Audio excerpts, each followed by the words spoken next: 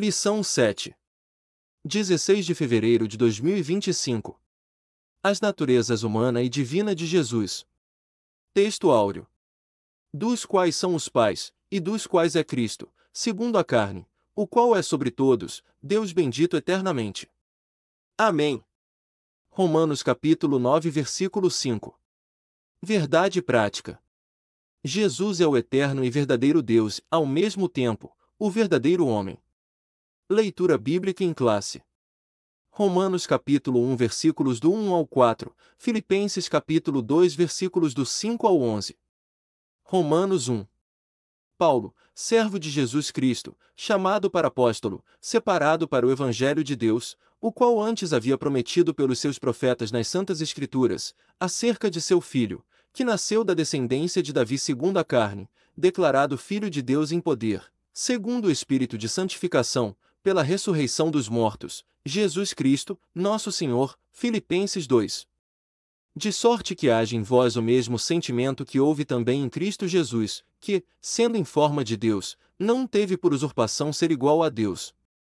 Mas aniquilou-se a si mesmo, tomando a forma de servo, fazendo-se semelhante aos homens, e, achado na forma de homem, humilhou-se a si mesmo, sendo obediente até a morte e morte de cruz.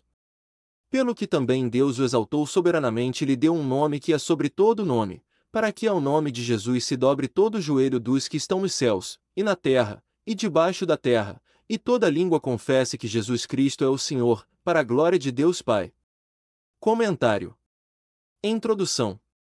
Uma vez estabelecida definitivamente a Cristologia em Niceia, 325, e a Trindade em Constantinopla, 381, surgem novas especulações teológicas em torno das naturezas de Cristo, humana e divina. Essas controvérsias deram origem ao Concílio de Calcedonia, 451, hoje um bairro de Istambul, na Turquia. A presente lição é sobre o nestorianismo e monofisismo, dois pensamentos considerados heréticos no Concílio de Calcedonia. Palavra-chave: natureza. E o ensino bíblico da dupla natureza de Jesus. Descendência de Davi segundo a carne. O apóstolo está se referindo aos ancestrais de Jesus. Ele veio de uma família humana de carne e ossos, que vivia entre o povo de Israel.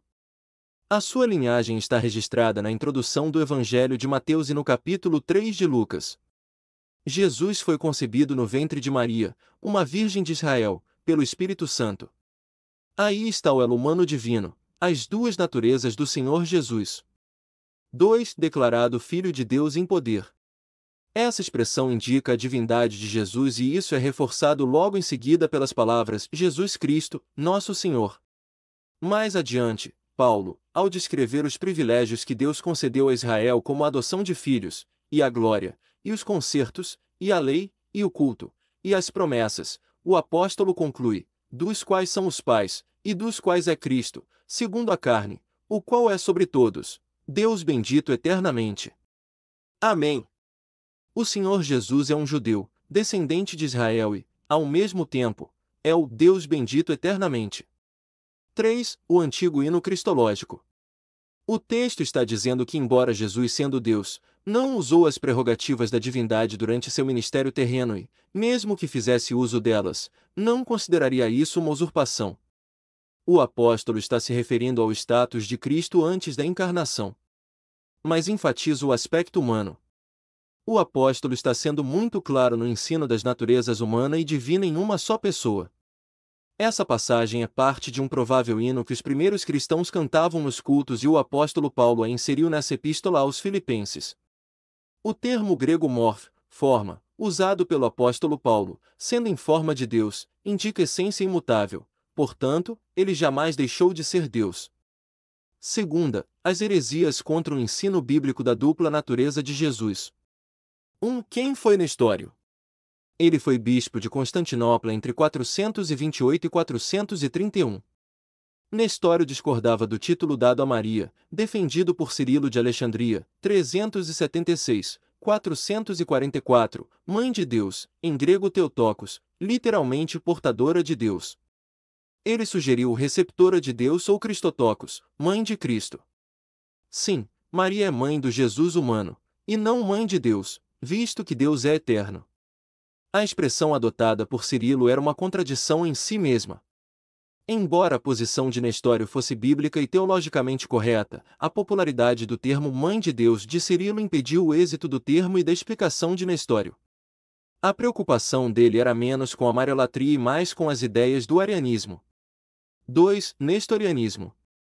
Nestório defendia a formulação dos pais nicenos, a divindade de Cristo e a humanidade definida no credo niceno-constantinopolitano em 381. Segundo o pensamento nestoriano, as duas naturezas de Cristo, a humana e a divina, eram duas pessoas. Essa foi a acusação contra ele. A ilustração nestoriana era a comparação de marido e mulher serem uma só carne. Essa alegada afirmação nestoriana foi considerada heresia pelo Concílio de Éfeso em 431. Ele foi condenado por esse concílio que o declarou herege e o imperador o exilou. 3. Monofisismo. O termo vem de duas palavras gregas monos, único, e phys, natureza. Seu principal expoente foi Eutico, também conhecido como Eutique. Essa doutrina afirma que as duas naturezas de Cristo são fundidas em uma só natureza amalgamada. O sentido de amalgamar, não o de unir, não se trata de união, mas mistura, fusão, assim, seria uma só natureza híbrida, nem totalmente Deus e nem totalmente homem.